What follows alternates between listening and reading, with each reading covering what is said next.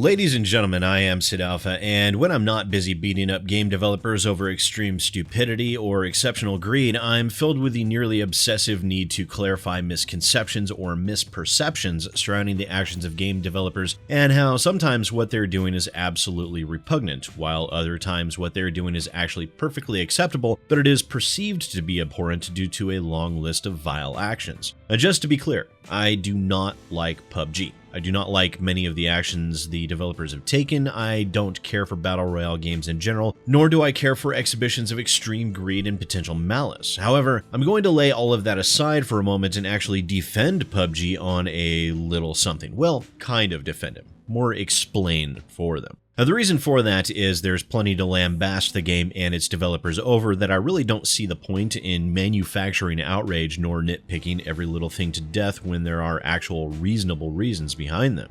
We will never have the ideal gaming world that I envision where a good product is sold at a fair price, but we can help curb the excesses of the games industry by helping to guide and steer games developers by calling them out on their actions that actually deserve being called out on, and remembering that not all actions are born out of the baser human nature and desires. I'm talking about the recent news and Reddit forum posts surrounding the accusations that PUBG is an asset flip, which is wrong. It's actually not. But in combating this, the developers also failed to comprehend a few things, and whether they are just misunderstanding or being disingenuous, I'll leave for you to decide for yourselves. Now, the primary accusations of the game being an asset flip come unsurprisingly from the fact that the vast majority of the assets used within PUBG are third-party, meaning they are purchased from the Unreal Engine asset and package store, and some modified, some not, were then used within the game. Again, I will state emphatically that PUBG is not an asset flip. This is a stigma surrounding video games that I can't help but feel at least a little personally responsible for. YouTubers like myself, Jim Sterling, I Am Patty Jack, Lord Crocosquirrel, and many others have combated asset flips very heavily over the course of the past few years, and as such, I feel that this label has slowly bled over into being interpreted as being something that it very clearly is not in the eyes of many.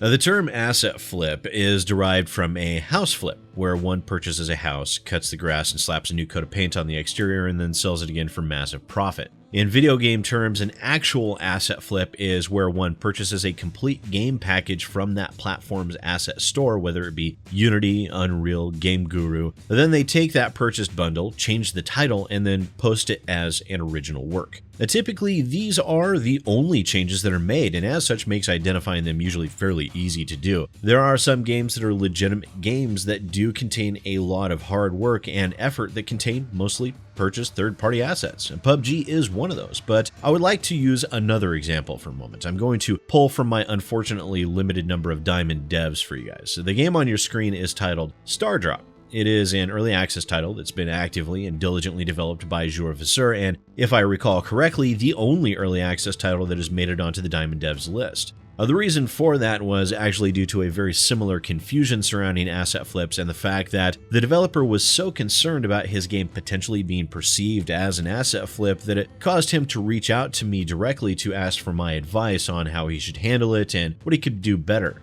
Now, Stardrop is absolutely not an asset flip, even though he makes extensive use of purchased assets in the game. It's actually a great game with an interesting story and great voice acting, and well worth checking out if you're interested in games of this type. However, the reason this developer made it onto the Diamond Devs list was because I could feel the character and the heart of the people involved in its creation. And while they were concerned about being potentially labeled as an asset flip, much in the same way as many are labeling PUBG, it only served to underscore just how deeply they cared for the game they were creating. Now, PUBG and its developers are of course going to be a different mentality altogether. There really is no heart to be felt within PUBG, and it's extremely clear that the game is not one that is a labor of love, but the fact that the game is much more impersonal does not make it an asset flip any more than Stardrop is, merely different. Now, in the Reddit post that I'll put back up on the screen for you now, PUBG defends their actions with the purchased assets within the game by stating this is a very common practice, especially with just starting out development teams, stating,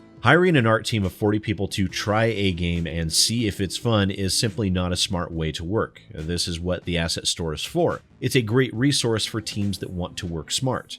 And in this, PUBG Wriggles is not wrong at all. This is actually extremely common for games developers to do exactly this, however, not always and not entirely in the way that Wriggles would have you believe. Yes, it is quite normal to see developers use pre-purchased assets in that fashion, as I pointed out with Stardrop. There are many instances where a one-man show or an extremely new or small team will make use of pre-purchased assets within the final version of their games as a matter of necessity. That said, more often when you're dealing with more established development teams, the frameworks and items are typically used as placeholders while they are working on the actual framework of the game. This allows developers to continue to work without being forced to wait for artists to render the aesthetics for them to add into the game, which would cause significant delays. Bluehole likens themselves to some form of startup when it comes to there being a development team, which is not entirely grounded in fact, as they were founded 11 years ago in 2007 and have developed and maintained 2 different MMOs along with multiple mobile games in that time. The 2 MMOs, Terra and Devilian, were actually quite popular in their time, so for Bluehole to even imply that they're some form of startup company is not entirely accurate.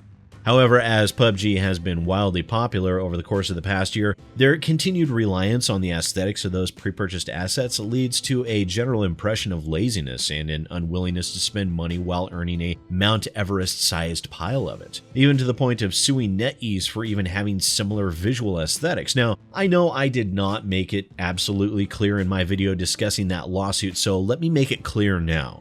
NetEase's rules of survival and Knives Out are clones. There's absolutely no question in anyone's mind whatsoever. The difficulty in that is Bluehole have only themselves to blame that they do not have a strong legal argument in that regard due to the simple fact that the vast majority of the assets used were purchased. It's a bit like one lemonade stand suing another because they both went to Walmart and bought the same flower-patterned tablecloth. While one objectively is ripping off the other, they were provided a very easy opportunity to do so due to PUBG's over-reliance on purchased assets within the public build of the game. So as I said, while their argument that this is a common practice is a valid one, their attempt to pass their use of mostly purchased assets in the quote final build of maps and item designs off is somewhat disingenuous in nature, whether by accident or by design. But as always, feel free to let me and the internet know what you think down in the comments below. And once again, ladies and gentlemen, I am SidAlpha, and I'll see you next time.